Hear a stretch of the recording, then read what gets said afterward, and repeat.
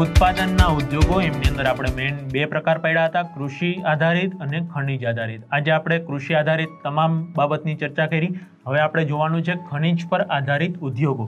ખનિજ પર આધારિત ઉદ્યોગો છે એ પણ દેશ માટે એટલા જ ઉપયોગી છે જેટલા કૃષિ આધારિત ઉદ્યોગો છે.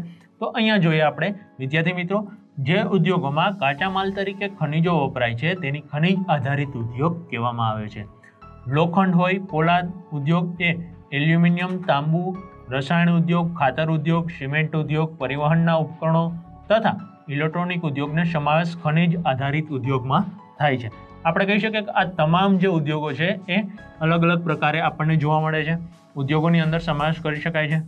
તો અહીંયા પહેલી વાત આપણે કરીએ લોખંડ અને પોલાદ ઉદ્યોગની.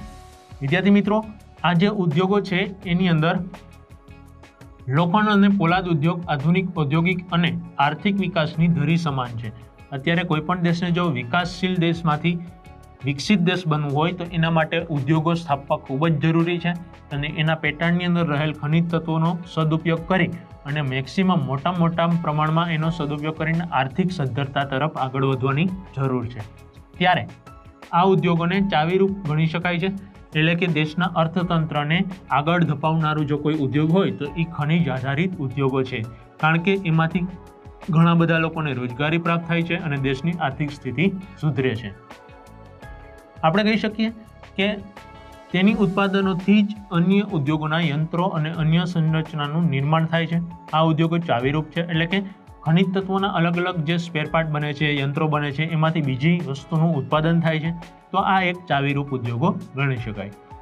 ભારતમાં લોખંડ બનાવવાની પ્રક્રિયા ઘણી પ્રાચીન છે. પ્રાચીન સમયથી ભારતની અંદર લોખંડ બનાવવામાં આવે છે. દમાસ્કસમાં તલવાર બનાવવા માટે લોખંડની આયાત ભારતમાંથી કરવામાં આવતી હતી. ભારતમાં આધુનિક રીતે લોખંડ બનાવવાનું પ્રથમ કારખાનું તમિલનાડુના પોર્ટોનોમાં સ્થપાયું હતું. ત્યાર પછી કોઈ કારણોસર એ બંધ થઈ ગયું.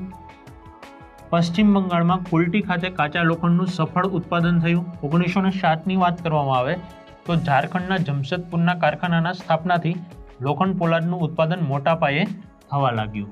એટલે આ લોખંડ પોલાદની જે ઉદ્યોગોની અંદર જે મોટા પાયે કાચા માલમાંથી રૂપાંતરિત કરવામાં આવ્યું એને ત્યારે લોખંડ પોલાદનું ઉત્પાદન મોટા પાયે થવા લાગ્યું. પશ્ચિમ બંગાળના આવેલ બર્નરપુર તથા કર્ણાટકમાં ભદ્રાવતી ખાતે કારખાનું સ્થાપવામાં આવ્યું લોખંડ પોલાદનું. ભિલાઈ, રાઉરકેલા, દુર્ગાપુરમાં લોખંડ પોલાદના કારખાના સ્થપાયા. બોકારો, વિશાખાપટ્ટનમ અને સેલમમાં પણ આધુનિક અને મોટા કારખાના આપણને સ્થાપેલા જોવા મળે છે. તો આપણે કહી શકીએ કે લોખંડ પોલાદના જે ઉદ્યોગો છે એ ખનિજ પર આધારિત ઉદ્યોગો છે અને એટલા જ ઇમ્પોર્ટન્ટ આપણા દેશ માટે. વિદ્યાર્થી મિત્રો, આ જે લોખંડ પોલાદના ખનિજ તત્વોને આધારિત ઉદ્યોગો છે એમની આપણે વાત કરીએ છીએ. એમાં લોખંડ પોલાદ બનાવવા માટે લોહ આયોશક, કોલસો, ચૂનાના પથ્થર, મેગ્નેઝિયમ કાચા માલ તરીકે ઉપયોગ થાય છે. ગુજરાતની વાત કરવામાં આવે તો ગુજરાતના હજીરા પાસે મિની સ્ટીલ પ્લાન્ટ પ્રસ્થાપિત થયો છે, સ્થાપવામાં આવ્યો છે. જો એમની વાત કરીએ તો ટાટા સિવાયના, એટલે કે જમશેદજી ટાટાના સમયમાં જે ટાટા સ્ટીલ નાખવામાં આવ્યું હતું લોખંડ પોલાદનું કારખાનું, એ ટાટા સિવાયના લોખંડ પોલાદના કારખાનાનો વહીવટ આપણા ભારત દેશની અંદર Steel Authority of India Limited શેલને સોંપવામાં આવ્યું છે.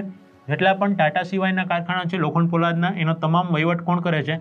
શેલ, જેને ભારત સરકાર દ્વારા ઓથોરિટી લિમિટેડને આપવામાં આવી છે, સ્ટીલ ઓથોરિટીને. લોખંડ પોલાદના ઉત્પાદનમાં વિશ્વમાં ભારતનું સ્થાન 5મું છે. આખા વિશ્વની અંદર ભારત દેશ છે એ લોખંડનું ઉત્પાદન 5મા ક્રમે કરે છે અને પુષ્કળ પ્રમાણમાં એ વિકાસ પણ કરે છે.